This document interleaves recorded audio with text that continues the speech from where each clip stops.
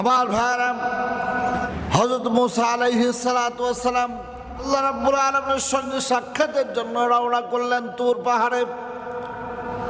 রওনা করার পর রাস্তার মধ্যে একজন লোক ডেকে বললেন, ও পয়গম্বর মুসা, তুমি তো আল্লাহর সঙ্গে দেখা করতে যাচ্ছ, আল্লাহ রাব্বুল আলামিনকে বলবে আমার যে এত অসংখ্য সম্পদের মালিক হয়েছি, আমার এই সম্পদগুলো কি করলে কমে যাবে, আমার তো সম্পদের দরকার হয় না। হযরত মুসা আলাইহিস সালাতু ওয়াস সালাম চলতে আরম্ভ করলেন। রাস্তার মধ্যে এমন একজন মানুষের সঙ্গে সাক্ষাৎ হলো যার তেমন কোনো ঘর বাড়ি নেই, সম্পদও নেই, কিছুই নেই।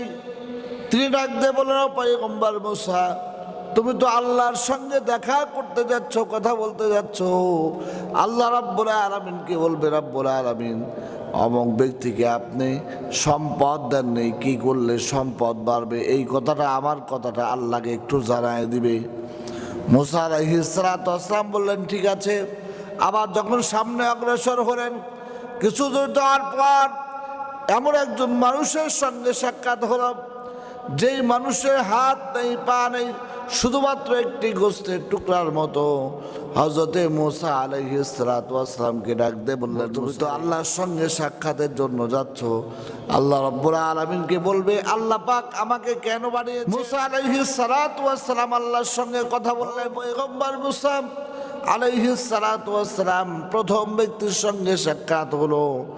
প্রথম ব্যক্তিকে ডাক দিয়ে বললেন, আল্লাহ রাব্বুল আলামিন তোমার ব্যাপারে বলছেন তুমি সব সময় আল্লাহর না শুকরিয়া আদায় করবে, আল্লাহ তোমার সম্পদকে আল্লাহ কমায় দিবেন। কোরআন মাজিদে আল্লাহ রাব্বুল আলামিন বলছেন, লা ইন শাকারতুম লাযীদান্নাকুম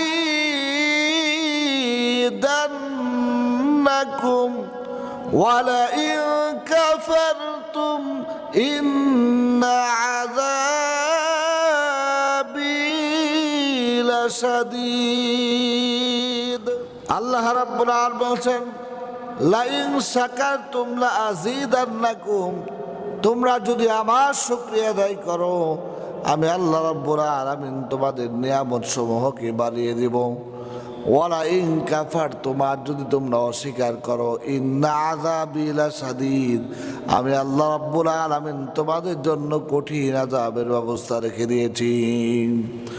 পয়গম্বর মুসা তাকে বললেন, তুমি আল্লাহর না শুকরিয়া আদায় করবে, আল্লাহ পাক তোমার নিয়ামতকে কমিয়ে দিবেন। লোকটি ডাক দিয়ে বললেন, ও মুসা, কোনোদিন আমি আল্লাহর না শুকরিয়া আদায় করব না। কিছু দূর যাওয়ার পর দ্বিতীয় ব্যক্তির সঙ্গে সাক্ষাৎ হলো। দ্বিতীয় ব্যক্তি ডাক দিয়ে বললেন, ও মুসা, তুমি কি আমার কথা আল্লাহ রাব্বুল আলামিনকে বলেছো? মুসা আলাইহিস সালাতু ওয়াস সালাম বললেন, হ্যাঁ অবশ্যই বলেছি। আল্লাহ পাক আমাকে বললেন তোমাকে বেশি বেশি নিয়ামতের শুকরিয়া আদায় করতে বলেছেন। লোকটি ডাক দিয়ে বলল, ও মুসা, আমার তো কিছুই নেই, আমি কি আল্লাহর শুকরিয়া আদায় করব? সঙ্গে সঙ্গে এই কথা বলার সঙ্গে সঙ্গে লোকটির যে জীর্ণ শীর্ণ একটি ঘর ছিল এটাও বাতাসে উড়িয়ে গেল। কিতাবের মধ্যে আসছে লোকটার পরনে যে কাপড় ছিল এটাও খুলে গেল। যখন তৃতীয় ব্যক্তির সঙ্গে সাক্ষাৎ হলো, তৃতীয় ব্যক্তি মুসা আলাইহিস সালাতু ওয়াস সালাম ডাক দিয়ে বললেন, ও মুসা, তুমি তো আল্লাহর সঙ্গে সাক্ষাৎ করে আমার কথা বলেছো, আল্লাহ রাব্বুল আলামিন আমার বিষয়ে কি বলেছেন? মুসা আলাইহিস সালাতু ওয়াস সালাম বললেন, ও ব্যক্তি, আল্লাহ রাব্বুল আলামিন বলেছে আল্লাহর জাহান্নামের একটা ছিদ্র আছে যেটুকু তোমার সমতুল্য। আল্লাহ রাব্বুল আলামিন তোমাকে দিয়ে আল্লাহ জাহান্নামের ছিদ্রটা বন্ধ করবেন। আল্লাহর বান্দা চোখের পানি ছেড়ে দিয়ে বললেন, আলহামদুলিল্লাহ, সমস্ত প্রশংসা আল্লাহ রাব্বুল আলামিনের জন্য। মুসা আলাইহিস সালাতু ওয়াস সালাম ডাক দিয়ে বললেন, ও আল্লাহর বান্দা, তুমি কেন আল্লাহর শুকরিয়া আদায় করলে? আল্লাহ পাক রব্বুল আলামিন তোমাকে জাহান্নামের ছিদ্র বন্ধ করবেন, তুমি কেন শুকরিয়া আদায় করলে? লোকটি ডাক দিয়ে বলল, ও পয়গম্বর মুসা, আল্লাহ রাব্বুল আলামিন দুনিয়ার সকল কিছুকে মানুষের জন্য বানিয়েছেন।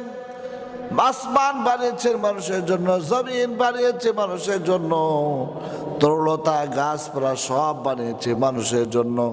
কিন্তু আমার মতো সামান্য একজন বিকলাঙ্গ প্রতিবন্ধী মানুষকে আল্লাহ পাক রব্বুল আলামিন আল্লাহর জন্য বানিয়েছে, এই জন্য আমি শুকরিয়া আদায় করলাম। এই জন্য আমাদেরকে প্রতিটা সময় আল্লাহর জন্য শুকরিয়া আদায় করতে হবে।